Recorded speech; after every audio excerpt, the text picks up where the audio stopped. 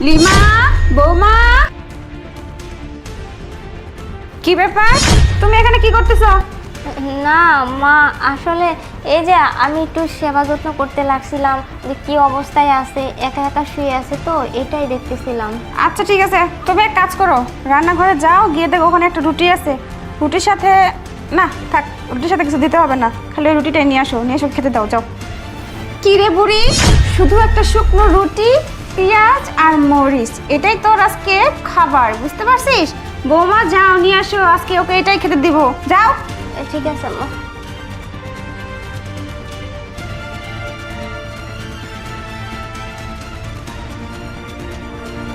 এই শুকনো রুটি, পেঁয়াজ আর কাঁচামরিচ, এটা দিয়ে কি উনি রুটি খেতে পারবে? উনি তো এমনিতেই অসুস্থ মানুষ। এক কাজ করে এই মিষ্টিটা আমি নিচে দিয়ে দেই, তারপর এই রুটিটা উপরে দিয়ে দিই, তাহলে তো মা কোনোভাবেই বুঝতে পারবে না। এইভাবেই আমি চুপি চুপি ওনাকে খাইয়ে দিব। মা, এই যে খাবার নিয়ে আসছি। ও নিয়ে আসছিস? তো পেঁয়াজ মরিচ কই? আসলে মা, পেঁয়াজ আর মরিচের যে দাম, ইয়ার লিগে আমি নেই নাই। আমি চিন্তা ভাবনা করছি শুকনো রুটিটাই উনারে খাওয়া। বাহ, ভেরি গুড। এই না হলে আমার বৌমা আমার মতোই শিখতে পারছে। ভালো ভালো, যেমন গুরু তেমন শিষ্য। তোমাদেরকে শিখাতে পারছি, খুব ভালো লাগতেছে আমার। যাই হোক, ঠিকই করছো যা করছো। এই বুড়িরা তো এর থেকে আরো বেশি, আরো মানে খাবার দেওয়া দরকার। কিন্তু যাই হোক, যখন নিয়ে আসছো, হ্যাঁ, এটুক যে পাচ্ছে এটাই ও 7 জন্মের ভাগ্য।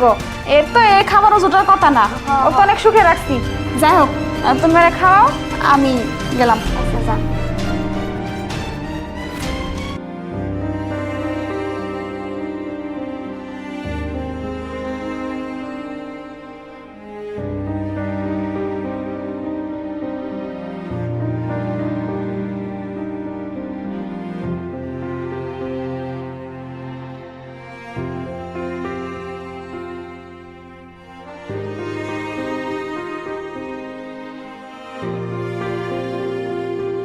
কি ডক্টর সাহেব, কি বুঝতেছেন? রোগীকে তো দেখলাম, কিন্তু রোগীর অবস্থা খুবই খারাপ। এই মুহূর্তে যদি তাকে হসপিটালে না ভর্তি করা হয়, তাহলে মনে হয় না রোগীকে আর বাঁচানো যাবে। কি বলতেছেন? হসপিটালে ভর্তি? সে তো অনেক টাকার ব্যাপার, খরচের ব্যাপার। না না, এত টাকা পয়সা কোথায় যে ওনাকে হসপিটালে নিয়ে যাব? না না, হসপিটালে নিয়ে যেতে হবে। আর আপনারা যদি বলেন, তাহলে আমি হসপিটালে কথা বলতে পারি, বলে হচ্ছে রুমটা বুক করে রাখবো। আর একটা অ্যাম্বুলেন্সের দরকার, আমি ফোন দিয়ে বলতেছি, অ্যাম্বুলেন্সটা এখনই চলে আসবে, সমস্যা নাই। কিন্তু ব্যাপারটা কেমন হইলো না, এত টাকা পয়সা কোথায় গো? তোমরা কি বলো, ধারের কাছে তো এরকম কোনো হাসপাতালও নাই যে টাকা ছাড়া চিকিৎসা করবে নাকি? আচ্ছা, হাসপাতালে ভর্তি না করলে কি একবারে মারাই যাবে নাকি? আরে হ্যাঁ হ্যাঁ, রোগীর অবস্থা সত্যি খুবই খারাপ, আমি তো দেখলাম, ভালোভাবেই দেখলাম।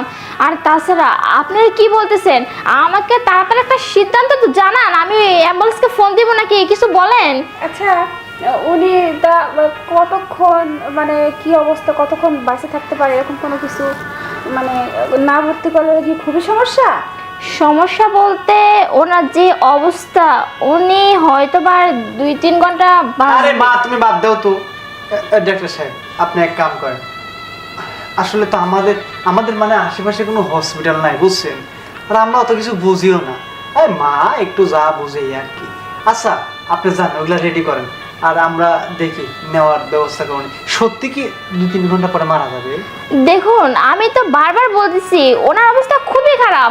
আর এই মুহূর্তে যদি ওনাকে হসপিটালে না ভর্তি করা হয়, তাহলে 2-3 ঘন্টার মধ্যে উনি আর বাঁচবেন না, মারা যাবে। এখন আপনারা দেখেন কি করবেন।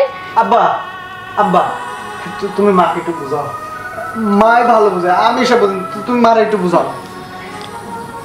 আচ্ছা ঠিক আছে ঠিক আছে, ডাক্তার সাহেব আপনি এক কাজ করেন, আপনি এখন যান, আমরা সবাই আলোচনা করে তারপর ব্যাপারটা দেখতেছি যে কি অবস্থা। ঠিক আছে, আপনি এখন আসেন। আর নিঃশ্বাস চলে আব্বা। আচ্ছা আচ্ছা, ঠিক আছে, আপনারা যেটা ভালো মনে করেন সেটাই করেন, আমি তাহলে আসি। আচ্ছা ঠিক আছে ঠিক আছে। এই ভালো করে চেক করতো, দেখতো ভাই চাচা নাকি মরে গেছে, চেক কর ভালো করে। আরে নিঃশ্বাস চলছে, ভাইসি আছে তো মা। কি করা যায়, এই তো হাসপাতালে গিয়ে খামাক্কা টাকা খরচ করার কোনো প্রশ্ন ওঠে না। ডাক্তার কইলো যে 2-3 ঘন্টা পর মারা যাবে। দাঁড়াও, 2 ঘন্টা হয়ে গেল এখন নিঃশ্বাস হ্যাঁ, এখনো চলতেছে তো মারা যায় না। কিছুই তো বুঝিনি মরে না কে আব্বা মরে না কে দাদি পুরা খালি মরা মরা করিস এখন তো দিলে আল্লাহর কাম আল্লাহ যদি না করে আমরা কি মুখে করলে কি আর হবে আবার আমি একটু ভালো করে দেখো তো মুখছে নাকি আমি তো তোমার মালা যাও একটু দেখো দেখেন দেখো দেখো নিঃশ্বাস তো আছেই তুই কইলো 2-3 ঘন্টা এখনো তো 2 ঘন্টা পার হয়ে গেছে এখনো মরে না ব্যাপারটা কি কিছুই তো বুঝতে পারছি না আরে তুমি একটু ভালো করে দেখো এ নিঃশ্বাস এখন আর চলতেছে না মনে হ্যাঁ? হয় নাই কি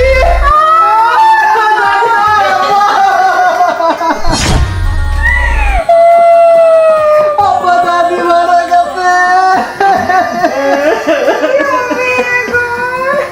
ও দাদি কত আদর করছে দাদি